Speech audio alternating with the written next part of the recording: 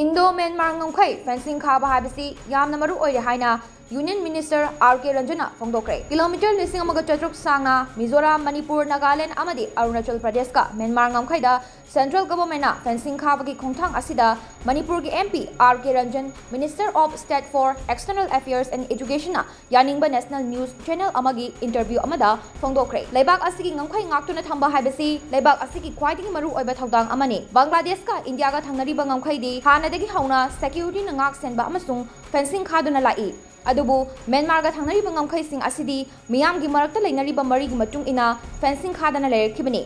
Ngasidi thokliba irang asina maram oiraga leibak anigi marakta ngomkhai khaba yamna tangai fadaba fibam ama oire. Leibak asigi citizen oiragadi leibak asigi national security ngak senduna thamba haibasi ahanba khongthang oigadabani maram aduna athuba matamda border fencing khaduna leibak asi ngakadabani haike. Indo-Bangladesh border da sizinariba smart technology fencing adugumna Indo-Myanmar border da su sizinaba yai haiki hairi.